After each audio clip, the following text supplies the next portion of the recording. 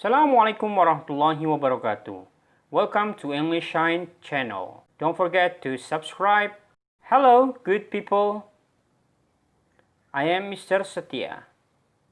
Today, I like to talk about simple past. Here it is, simple past tense. Okay, let's go to study more deeply. Today, we learn about simple past deeply and completely. There are several things that we want to study about simple past. First, definition. What simple past tense is, knowing and understanding about simple past. Second, it's about use. What function of it, what the situation or condition when we make it. The third, structure or grammar. How to make good sentences of simple past tense in daily life. Fourth, time signal. It's about the time that we usually use in simple past tense. And then the last, talking about regular and irregular verb. Verbs whose conjugation follows a same or different pattern. Verb 1, verb 2, or verb 3.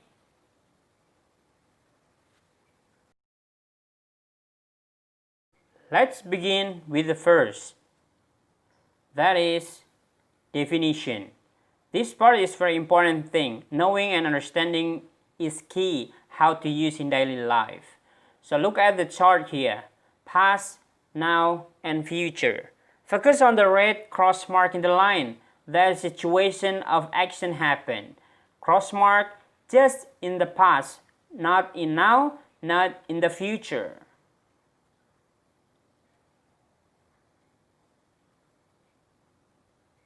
It means that the simple past tense shows that an activity or situation began and ended in the past and has no relevance to the present time at all. It can be also used to describe how someone felt, what their emotional condition was at a point in the past.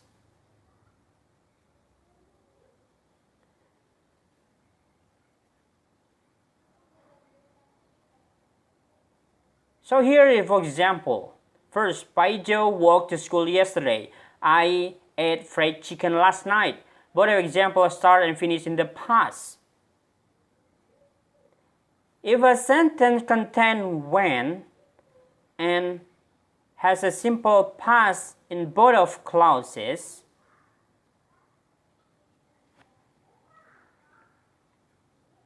the action in the when clause happens first.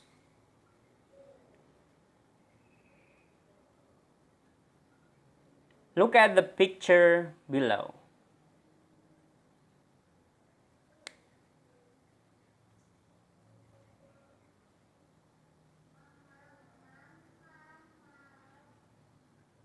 First picture.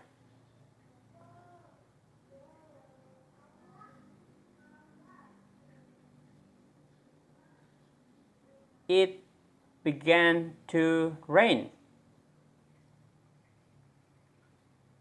In the second picture,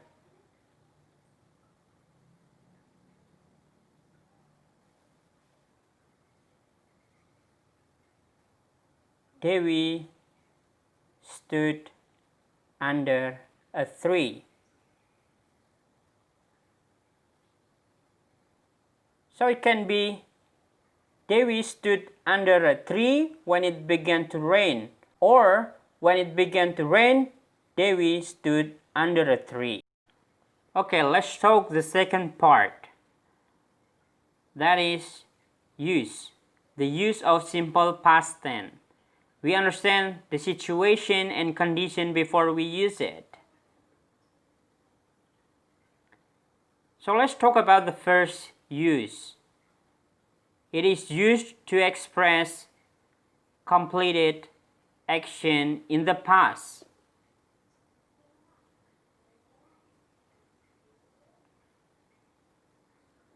And look at the chart here.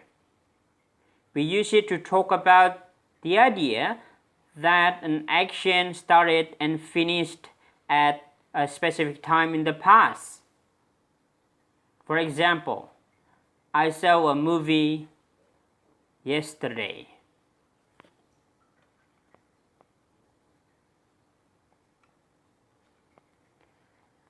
Okay, let's talk about second use. It is used to express a series of completed actions in the past. Look at the chart here. We use it to list a series of completed actions in the past. These actions happen first, second, third, fourth, and so on and so on. For example, I finished work, walked to the beach, and found a nice place to swim. So the third, it is used for duration in the past.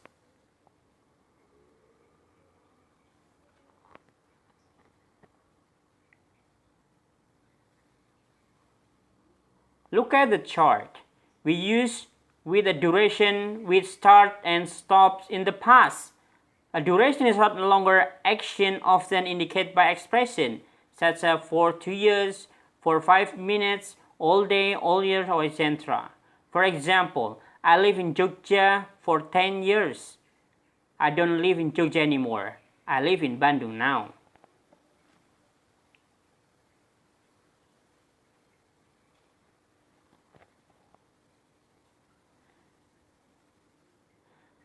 The next is about for. It is used to express habit in the past. Look at the chart. We use to describe a habit which stopped in the past. It can have the same meaning as used to. To make it clear that we are talking about habit, we often add expressions such as always, often, usually, never, when I was a child, when I was younger, etc. For example, I studied English when I was a child.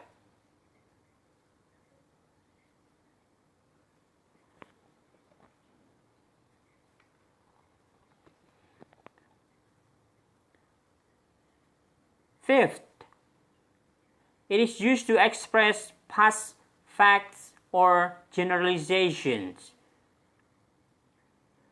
Look at the chart. We use to describe past facts or generalization which are no longer true.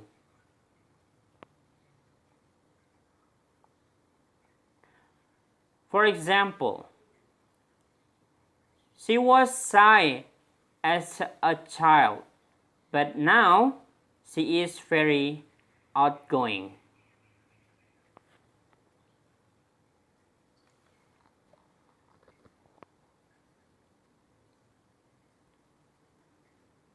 So we're going to the last use. It is used when the result of past action not connected to the past. Look at the chart. We focus on the result of past action that is not connected to past. That means the result has already done in the past. Look at two examples here. I lost my wallet, but I've got it back again now, using simple past. The second, I lost my wallet, I've not got the wallet now, using present perfect. So that's the use of simple past tense. So we move along to the structure. We divide into two kinds of making sentences. There are first, nominal sentence or nonverbal sentence using to be, was, or were. Second is verbal sentence using verb, verb to. Okay, let's talking about the first, that's nominal sentence. For positive sentence, the formula is subject plus to be, was or were plus complement. For example, I was at home last night. And negative sentence, you just put not after to be, was or were. For example, I was not at home last night. And interrogative sentence, you just move to be, was or were in front and plus question mark in the end. For example, are you at home last night? So talking to the second part, it means the verbal sentence. For positive sentence, the formula is subject plus verb to plus object. Example, I ate pizza yesterday. Then negative sentence, you just write did not after subject. For example, I did not eat pizza yesterday. Then interrogative sentence, you just move did in front and plus question mark in the end. For example, did you eat pizza yesterday? As a note, first, to be, was, and were. Was is for I, see, he, it. Were is for they, we, you. Second, auxiliary verb did. Did is for all subject. Third, complement consists of noun or adjective or adverb.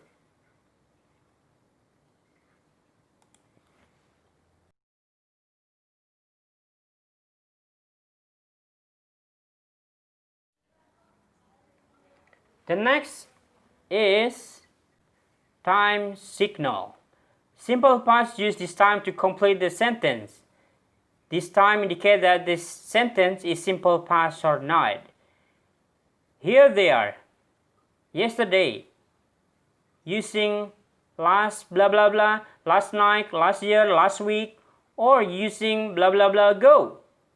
2 days ago, long time ago, or once upon a time, and in 1980. Here are the examples using yesterday, last night, and 2 days ago. First example, I studied English yesterday. Second example, she wrote a letter last night. The third, we played games 2 days ago. Okay, let's move along to the last part. That is regular and irregular verb. Find out the differences between them. Okay, let's go into the first, namely regular verb, means kata kerja beraturan. A regular verb is any verb whose conjugation follows the typical pattern or one of the typical patterns of the language to which it belongs. Regular verbs form their past and past participle forms by ending ed, changing spelling. In some cases, we have to modify the verb slightly further in order to be able to add d or ed. For instance, when a verb that ends in a short vowel followed by consonant, we double the final consonant in addition to ending ed, like chop, chopped, chopped. When a verb ends in consonant plus y, we replace the y with I and add ed, like cry, cried, cried. And last, when a verb ends in ic, we add the letter k in addition to ed, like panic, panicked, panicked. Okay, we see more example. Play, played, played. Work, worked, worked. Like, liked, liked. Borrow, borrowed, borrowed. Chain, chained, chained. Help, helped, helped. Okay, so we're going to Next thing is about irregular verb, means kata kerja tak beraturan. An irregular verb is a verb whose conjugation follows a different pattern. Irregular verbs forms their past and past participle forms in different ways. There are mainly three types of irregular verbs. First, verbs in which all the three forms are the same, like put. Second, verbs in which two of three forms are the same. For example, sit, sat, sat. 3. Verbs in which all the three forms are different, like drink, drank, drunk.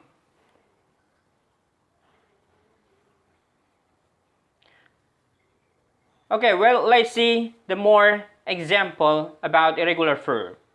Eat, ate, eaten. Go, went, gone. Read, read, read. Run, ran, run.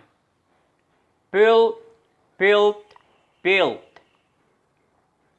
Say, said, said. Okay, that's all about simple past tense. Me, Mr. Setia from English Shine, I do apologize for any mistakes. I just want to say thank you. Don't forget to subscribe, like and share this channel. Hope that is useful for everyone. Bye-bye. Wassalamualaikum warahmatullahi wabarakatuh.